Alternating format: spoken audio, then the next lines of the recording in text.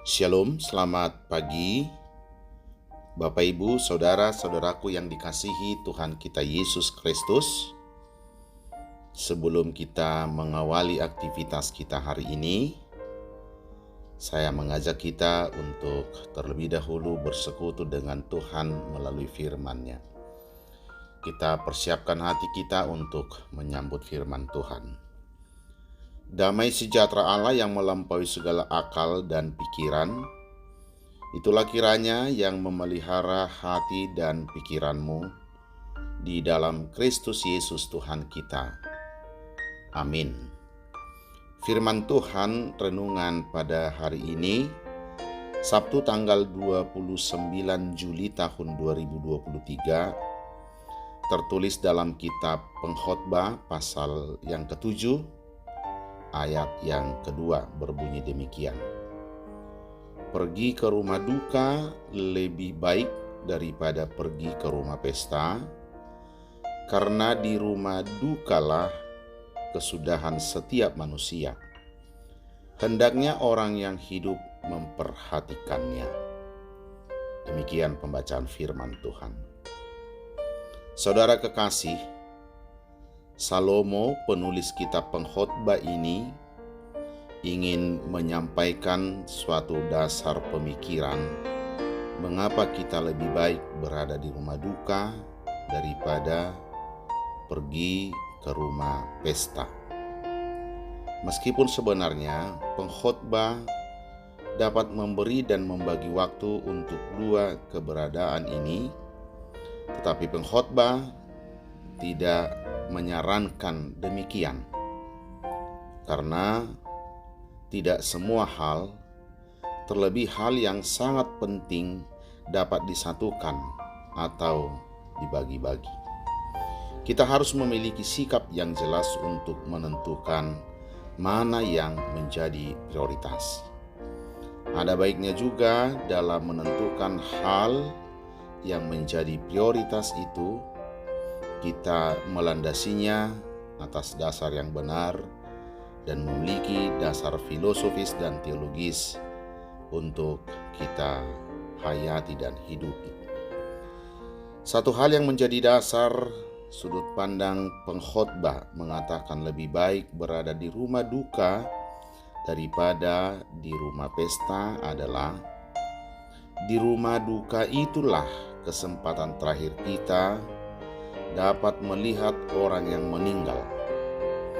Di rumah duka itu jugalah kita dapat melihat dan mengintrospeksi diri akan pesan dan kesan atas kematian itu sendiri, dan sekaligus menghantar kita untuk memikirkan kehidupan yang akan datang.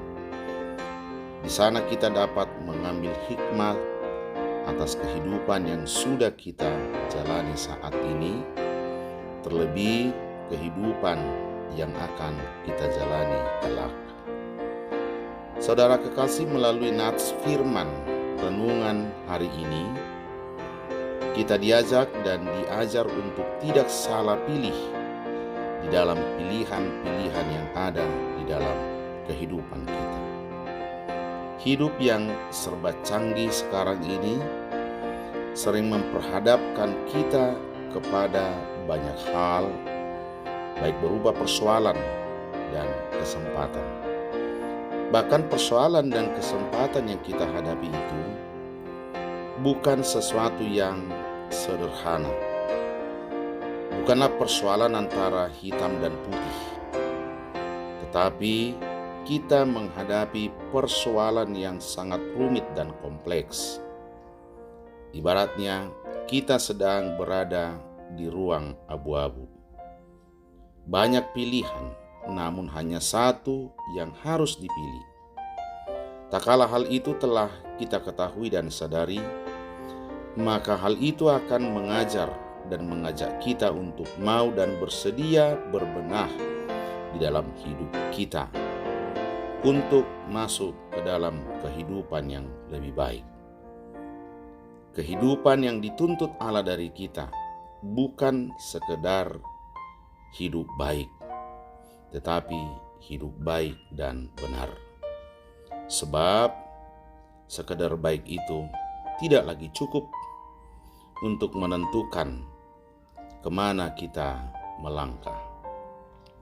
Saudara kekasih, marilah selama kita menjalani kehidupan saat ini juga menatap kepada kehidupan yang akan datang. Ingat, hanya orang yang percaya kepada Yesus Kristus dan yang melakukan segala firman Allah sebagai buah dari imanlah yang akan memperoleh kehidupan yang kekal. Tuhan Yesus memberkati. Amin. Kita berdoa. Terima kasih ya Allah, kasih Tuhan telah nyata di dalam Yesus Kristus yang telah datang menyelamatkan kami. Hanya Yesuslah jalan yang akan membawa kami menuju kehidupan yang kekal. Dan biarlah selama kami hidup di tengah-tengah dunia ini, kami tidak terperangkap oleh hal-hal yang bersifat duniawi saja. Tetapi biarlah dalam menjalani hidup kami di dunia ini, pandangan kami terarah pada kehidupan yang kekal. Dan biarlah dalam setiap pergumulan hidup kami, iman kami nyata sehingga kami tidak mau hanya mempergumulkan apa yang kami perlukan di dunia saat ini, tetapi kami mau diyakinkan akan kehidupan yang kekal dan hidup kami tertuju ke sana. Tolonglah kami dalam menjalani setiap aktivitas kami hari ini sebagai anak-anak Allah yang berjalan menuju kehidupan yang kekal. Di dalam nama anak Yesus Kristus kami berdoa dan mengucap syukur. Amin.